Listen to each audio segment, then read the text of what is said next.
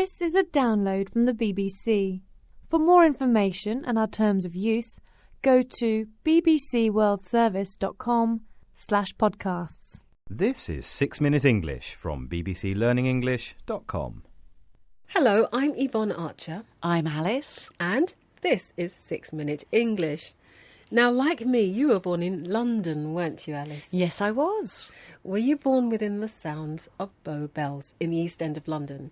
No, I wasn't born close enough to hear the bells ringing from a certain church in Bow. So that means officially you're not a Cockney. But I imagine, like me, Alice, you're probably interested in evolving English. One language, many voices. It's an exhibition at the British Library, which includes a whole section about London English. London English, how interesting. I thought so. Now, before we continue, Alice, I've got a tricky little question for you. Are you ready? I am. Okay. In August of 2009, a business decided to officially recognise the Cockney language by delivering its services using Cockney rhyming slang for 3 months. Now, can you guess what type of business it was? A hotel? A restaurant? Or a financial business?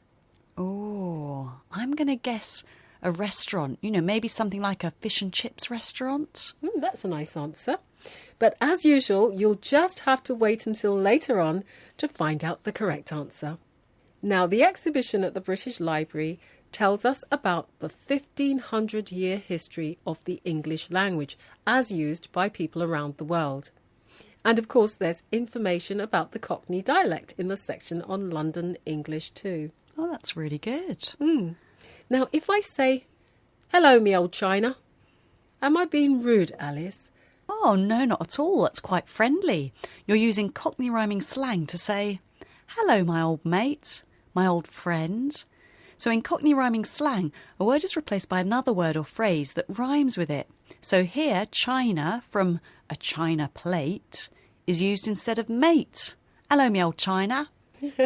Okay, Cockney rhyming slang was and is still sometimes used in the East End of London, mainly by working people. It's changed over the years.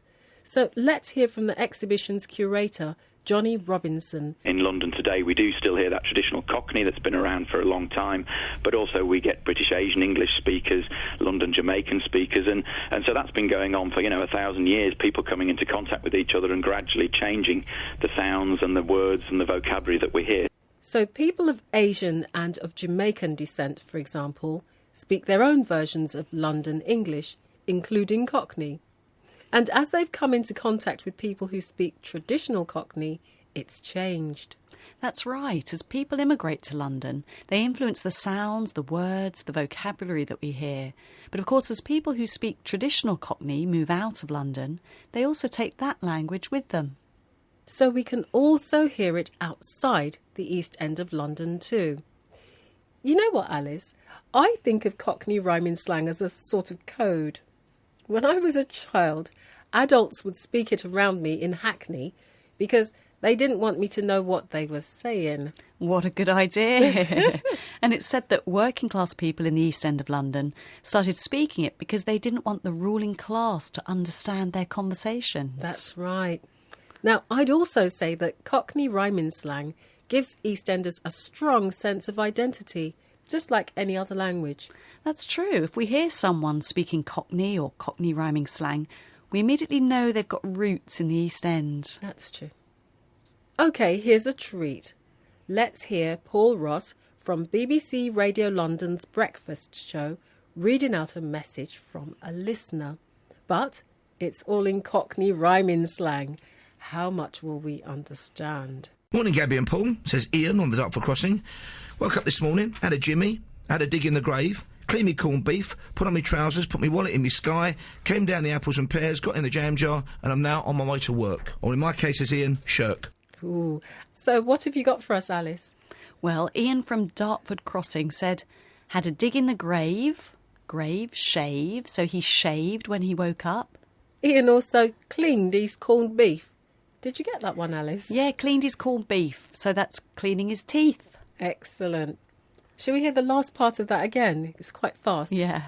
Came down the apples and pears, got in the jam jar, and I'm now on my way to work. Or in my case, as Ian, shirk. He came down the apple and pears, meaning stairs. And then he got into his jam jar, his car. He got into his car. Now, before we go, it's time for the answer to today's question.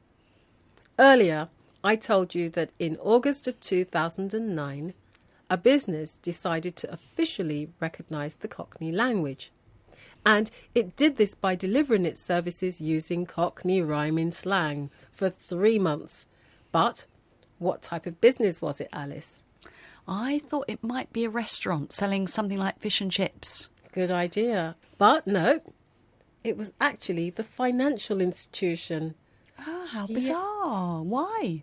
Well, they did it via their cash machines, and they thought it would be fun if it asked you, please enter your Huckleberry Finn. Huckleberry Finn pin. Exactly. Anyway, we do hope you've had fun with us today on 6 Minute English and that you'll join us again soon. That was 6 Minute English from bbclearningenglish.com.